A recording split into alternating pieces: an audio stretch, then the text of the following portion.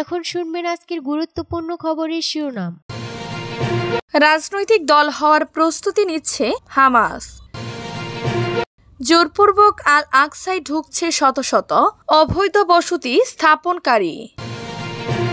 ফিলিস্তিনি কর্তৃপক্ষকে 1.6 billion euro দেবে ইউরোপীয় ইউনিয়ন।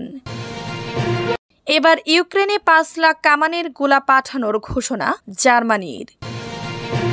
মার্কিন কর্মকর্তাদের উপর চীনের ভিসা নিষেধাজ্ঞা। ইরান যুক্তরাষ্ট্র পরবর্তী আলোচনা কোথায়? রাজনৈতিক দল হওয়ার প্রস্তুতি নিচ্ছে হামাস, জানিয়েছেন রিপোর্টে। ফিলিস্তিনি স্বাধীনতাকামী আন্দোলন হামাস একটি আনুষ্ঠানিক রাজনৈতিক দল হওয়ার ইচ্ছা প্রকাশ করেছে।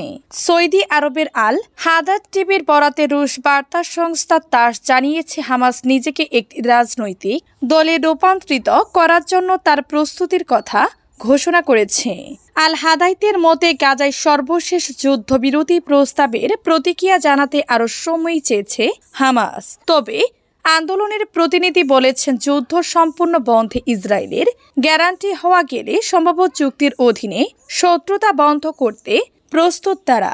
আল জাজিরা জানিয়েছে, 18 মাস ধরে ইসরায়েলে বোমাবর্ষণে বিধ্বস্ত গাজায় যুদ্ধবিরতিতে মধ্যস্থতাকারী হিসেবে কাজ করা মিশর এবং কাতারের সঙ্গে কায়রোতে আলোচনা চলছে হামাসের। সংগঠনের জ্যেষ্ঠ কর্মকর্তা তাহের আল নুনু বলেন, একটি গুরুতর বন্দি বিনিময় চুক্তি, যুদ্ধের অবসান, গাজা উপত্যকা থেকে ইসরায়েলি বাহিনী প্রত্যাহার এবং মানবিক সাহায্যের প্রবেশের বিনিময়ে আমরা প্রস্তুত। ইসরায়েলি বন্দীকে মুক্তি দিতে প্রস্তুত। তবে ইসরায়েলি যুদ্ধবিরতির অগ্রগতিতে বাধা দিচ্ছে বলে উল্লেখ করেন তিনি। বলেন, বিষয়টি বন্দীদের সংখ্যা নয়, বরং সমস্যাটি হলো দখলদাররা তাদের প্রতিশ্রুতি ভঙ্গ করেছে, যুদ্ধবিরতি চুক্তি বাস্তবায়নে বাধা দিচ্ছে এবং যুদ্ধ চালিয়ে যাচ্ছে। তাই হামাস দখলদার ইসরায়েলকে চুক্তি বহাল রাখতে বাধ্য করার জন্য গ্যারান্টি প্রয়োজনীয়তার উপর জোর দিয়েছে। জোরপূর্বক আল আকসায় ঢুকেছে শত শত অবৈধ বসতি, জানিয়েছেন স্থাপনাকারী। ইহুদিদের 5 ওভারের দ্বিতীয় দিন উপলক্ষে সোমবার 14 এপ্রিল শত শত অবৈধ ইসরায়েলি বসতি স্থাপনাকারী পূর্ব জেরুজালিমের আল আকসা মসজিদ কমপ্লেক্সে জোরপূর্বক প্রবেশ করেছে। জেরুজালিমের ইসলামিক ইন্টারমেন্টস বিভাগ এক বিবৃতিতে বলেছে, পবিত্র মসজিদের পশ্চিমে অবস্থিত আল মুগার বাহা গেট এলাকায় দিয়ে ইসরায়েলি পুলিশের সুরক্ষায় 765 জন অবৈধ বসতি স্থাপনাকারী দলে প্রবেশ করে। সংস্থাটি জানিয়েছে, রোববার 5 ওভারের প্রথম দিনে প্রায় 500 অবৈধ বসতি স্থাপনাকারী মসজিদে ঝড় অনুপ্রবেশ করে। নবী মুসার সময় মিশর থেকে ইসরায়েলদের যাত্রার স্মরণে পালুবার উদযাপন করা হয়, যা ইহুদি ধর্মীয় ক্যালেন্ডারের সবচেয়ে গুরুত্বপূর্ণ ছুটির দিনগুলোর মধ্যে একটি হিসাবে বিবেচিত হয়। ফিলিস্তিনি কর্তৃপক্ষকে 1.6 বিলিয়ন ইউরো দিবে ইউরোপীয় ইউনিয়ন। ফিলিস্তিনি কর্তৃপক্ষের জন্য প্রায় 1.6 বিলিয়ন ইউরোর $1.8 বিলিয়ন 3 বছরের প্যাকেজের মাধ্যমে আর্থিক সহায়তা বৃদ্ধি করবে ইউরোপীয় ইউনিয়ন ইইউ। মধ্যপ্রাচ্যের জন্য দায়প্রাপ্ত ইউরোপীয় কমিশনার ডুব্রাভকা সুইকা বলেছেন, এই আর্থিক সহায়তা ফিলিস্তিনি কর্তৃপক্ষের সংস্কারের সঙ্গে সঙ্গে চলবে, কারণ আন্তর্জাতিকভাবে স্বীকৃতি ফিলিস্তিনের সরকারি জোট ফিলিস্তিনি কর্তৃপক্ষ পিএ এর বিরুদ্ধে সমালোচকদের দুর্নীতি এবং খারাপ শাসনের অভিযোগ রয়েছে। সুইকা বলেন, আমরা চাই আন্তর্জাতিকভাবে স্বীকৃতি ফিলিস্তিনি কর্তৃপক্ষ পিএ নিজেদের সংস্কার করুক, কারণ সংস্কার না করলে তারা যথেষ্ট শক্তিশালী এবং বিশ্বযোগ্য হয়ে উঠবে না। কেবল আমাদের জন্যই নয়, বরং ইসরায়েলের জন্য মধ্যস্থতাকারী হতে পারবে তারা। ইইউ ফিলিস্তিনদের জন্য সবচেয়ে বড় দাতা এবং ইইউ কর্মকর্তারা আশা করেছেন, ইসরায়েল এবং হামাস সশস্ত্র গোষ্ঠীর মধ্যে যুদ্ধ শেষ হওয়ার পর পশ্চিম তীর পরিচালককারী ফিলিস্তিনি কর্তৃপক্ষ একদিন গাজার দায়িত্ব নিতে পারে।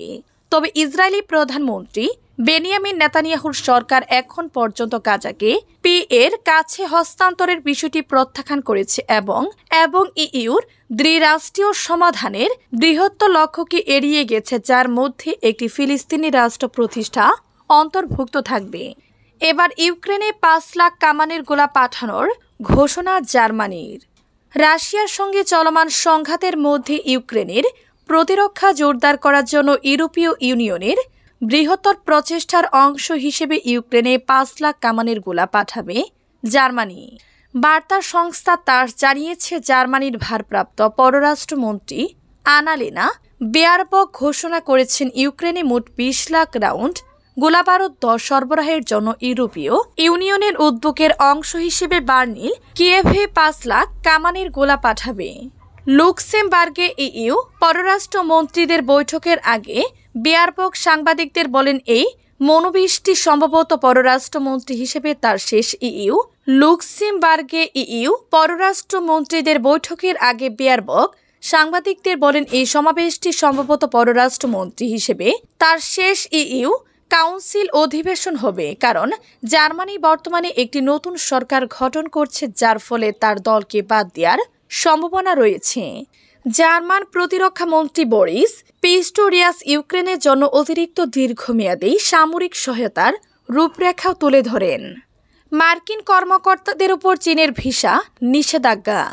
চীনের স্বায়ত্তশাসিত অঞ্চল তিব্বতের বিভিন্ন বিষয়ে খারাপ আচরণ করায় মার্কিন কর্মকর্তাদের বিরুদ্ধে ভিসা নিষেধাজ্ঞা আরোপ করেছে চীন।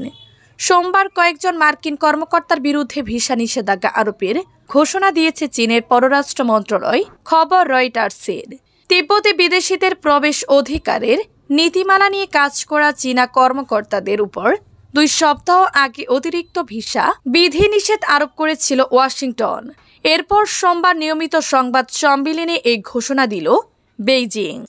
চীনা কমিউনিস্ট পার্টির বিরুদ্ধে মার্কিন কূটনৈতিক, সাংবাদিক এবং অন্যান্য আন্তর্জাতিক পর্যবেক্ষকদের তিব্বত ও অন্যান্য তিব্বতীয় অঞ্চলে প্রবেশে অস্বীকৃতি জানানোর অভিযোগ করেছে যুক্তরাষ্ট্র। একই সঙ্গে মার্কিন কূটনৈতিক অন্যদের জন্য ওই অঞ্চলে অবাধ প্রবেশাধিকারের জন্য জানিয়েছে ওয়াশিংটন। চীনের পররাষ্ট্র মন্ত্রণালয়ের মুখপাত্র লিন জিয়ান বলেছেন, তিব্বত সংশ্লিষ্ট ইস্যুগুলোর চীনের অভ্যন্তরীণ বিষয়। ইরান যুক্তরাষ্ট্র পরবর্তী আলোচনা কোথায়? ইতালির পররাষ্ট্রমন্ত্রী আন্তোনিও তাজানি সোমবার দেশটির এক বার্তা সংস্থাকে জানিয়েছেন, যুক্তরাষ্ট্র এবং ইরানের মধ্যে দ্বিতীয় দফা পারমাণবিক আলোচনা রোমে অনুষ্ঠিত হবে। সোমবার ইতালির প্রধান সংবাদ সংস্থা এএনএসএ এই প্রতিবেদন প্রকাশ করে। ইরান ও যুক্তরাষ্ট্র জানিয়েছে, তারা শনিবার ওমানে ইতিবাচক এবং গঠনমূলক আলোচনা করেছে। এই সপ্তাহে পুনরায় একই রকম আলোচনা আয়োজনে সম্মত হয়েছে। জাপানের ওয়াসাকা শহরে বিশ্ব এক্সপো প্রদর্শনীতে তাজানি গণমাধ্যমটিকে বলেছেন, আমরা আগ্রহী পক্ষ এবং মধ্যস্থতার ভূমিকা পালনকারী ওমানের কাছ থেকে একটি অনুরোধ পেয়েছি এবং আমরা ইতিবাচক সাড়া দিয়েছি।